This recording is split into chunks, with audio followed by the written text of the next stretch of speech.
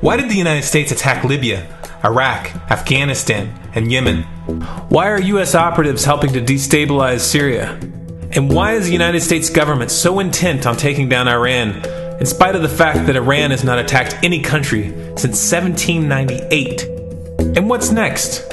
What are we headed for? When you look at the current trajectory that we're on, it doesn't make any sense at all if you evaluate it based on what we're taught in school. And it doesn't make any sense if you base your worldview on the propaganda that the mainstream media tries to pass off as news. But it makes perfect sense once you know the real motives of the powers that be. In order to understand those motives, we first have to take a look at history. In 1945, the Bretton Woods Agreement established the dollar as the world reserve currency, which meant that international commodities were priced in dollars. The agreement, which gave the United States a distinct financial advantage, was made under the condition that those dollars would remain redeemable for gold at a consistent rate of $35 per ounce. The United States promised not to print very much money, but this was on the honor system, because the Federal Reserve refused to allow any audits or supervision of its printing presses. In the years leading up to 1970, expenditures in the Vietnam War made it clear to many countries that the U.S. was printing far more money than it had in gold. And in response, they began to ask for their gold back. This, of course, set off a rapid decline in the value of the dollar. The situation climaxed in 1971 when France attempted to withdraw its gold and Nixon refused. On August 15th, he made the following announcement. I have directed the Secretary of the Treasury to take the action necessary to defend the dollar against the speculators. I have directed Secretary Connally to suspend temporarily the convertibility of the dollar into gold or other reserve assets, except in amounts and conditions determined to be in the interest of monetary stability and in the best interest of the United States. This was obviously not a temporary suspension, as he claimed, but rather a permanent default. And for the rest of the world who had entrusted the United States with their gold, it was outright theft. In 1973, President Nixon asked King Faisal of Saudi Arabia to accept only U.S. dollars as payment for oil and to invest any excess profits in U.S. Treasury bonds, notes, and bills. In return, Nixon offered military protection for Saudi oil fields. The same offer was extended to each of the world's key oil-producing countries, and by 1975, every member of OPEC had agreed to only sell their oil in U.S. dollars. The act of moving the dollar off of gold and tying it to foreign oil instantly forced every oil-importing country in the world to start maintaining a constant supply of Federal Reserve paper. And in order to get that paper, they would have to send real physical goods to America. This was the birth of the petrodollar. Paper went out, everything America needed came in, and the United States got very, very rich as a result. It was the largest financial con in recorded history.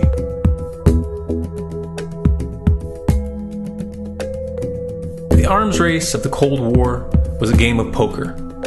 Military expenditures were the chips, and the U.S. had an endless supply of chips. With the petrodollar under its belt, it was able to raise the stakes higher and higher, outspending every other country on the planet, until eventually U.S. military expenditures surpassed that of all other nations in the world combined. The Soviet Union never had a chance. The collapse of the communist bloc in 1991 removed the last counterbalance to American military might. The United States was now an undisputed superpower with no rival. Many hoped that this would mark the beginning of a new era of peace and stability. Unfortunately, there were those in high places who had other ideas. Within that same year, the U.S. invaded Iraq in the First Gulf War. And after crushing the Iraqi military and destroying their infrastructure, including water purification plants and hospitals, crippling sanctions were imposed which prevented that infrastructure from being rebuilt. These sanctions, which were initiated by Bush Sr. and sustained throughout the entire Clinton administration, lasted for over a decade and were estimated to have killed over 500,000 children. The Clinton administration was fully aware of these figures. We have heard that 500,000 children have died.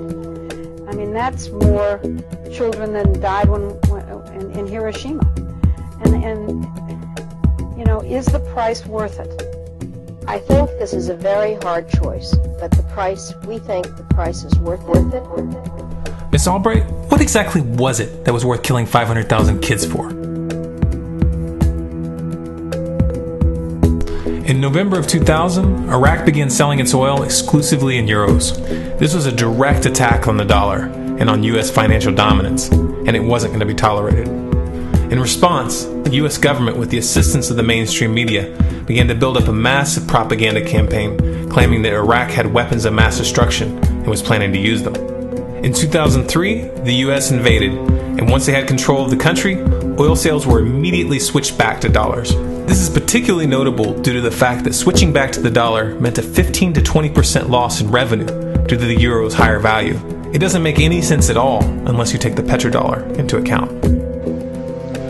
So I came back to see him a few weeks later, and by that time we were bombing in Afghanistan. I said, "Are we still going to war with Iraq?" And he said, "Oh, it's worse than that."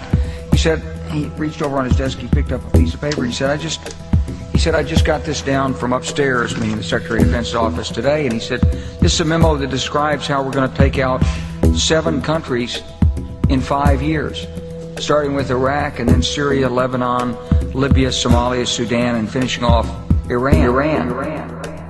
Let's take a look at the events of the past decade and see if you see a pattern.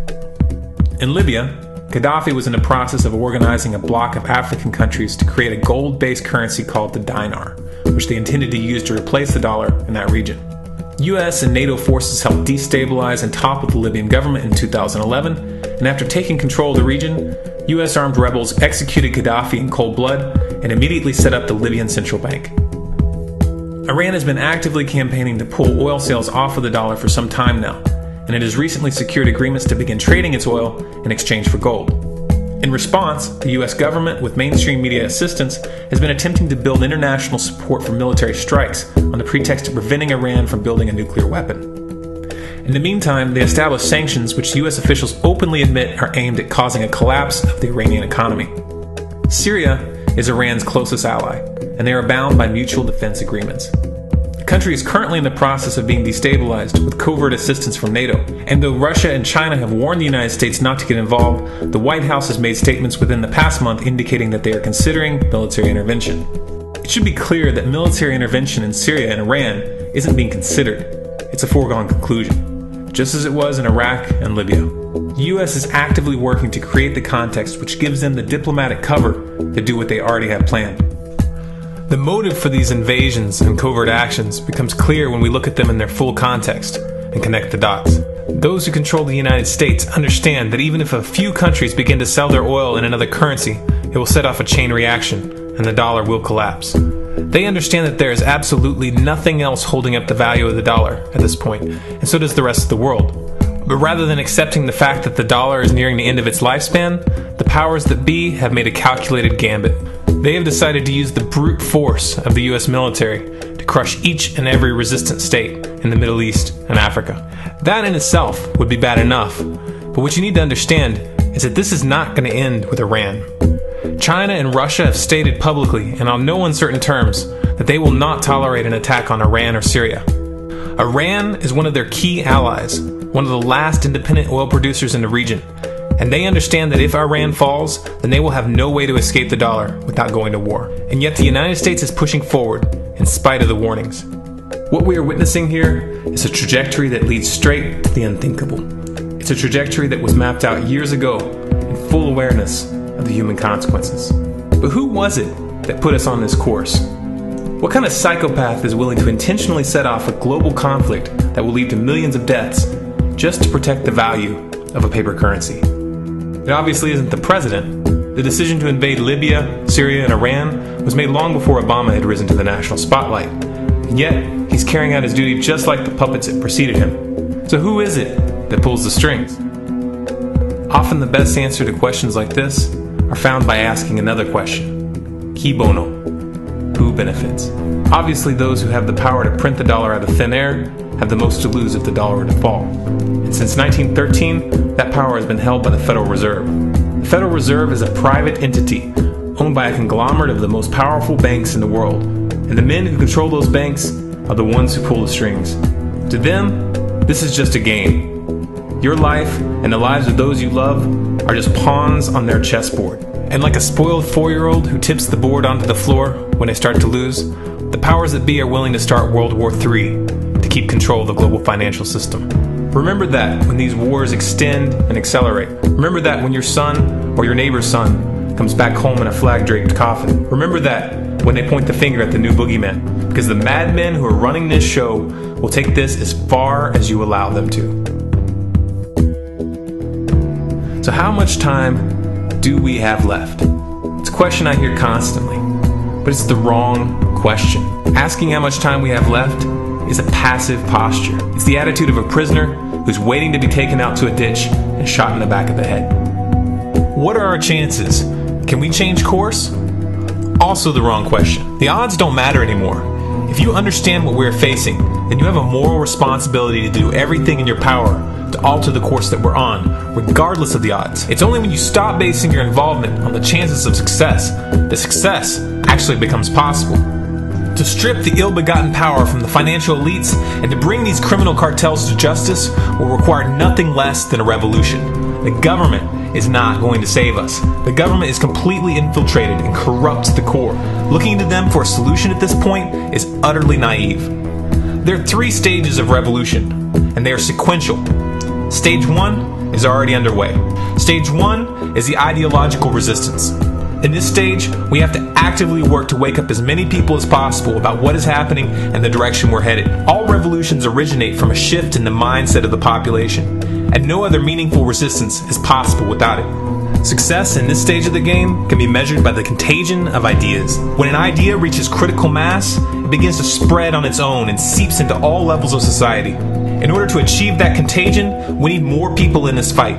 We need more people speaking out, making videos, writing articles, getting this information onto the national and international stage. And we especially need to reach the police and the military.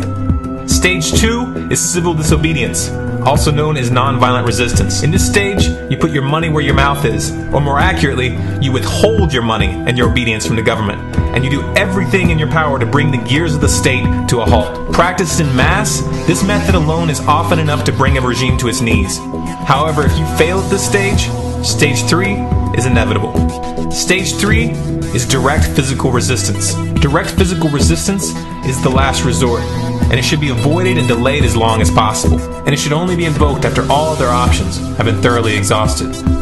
There are those who talk tough and claim that they will resist when the time comes, but what those people fail to realize is that if you are inactive during the first 2 stages and save your efforts for the last resistance, then you will fail. When the Nazis were moving door to door, dragging people out of their homes in Germany, that was the time to fight back physically. But due to the lack of ideological resistance and civil disobedience leading up to that moment, even an armed uprising would have likely failed at that point. An armed uprising can only succeed if the people have established an attitude of active resistance. And active resistance is only possible after their minds have broken free from the mainstream propaganda. If you want to fight back, it's now or never. You're not going to get another chance, and the stakes are far higher than they were in Nazi Germany.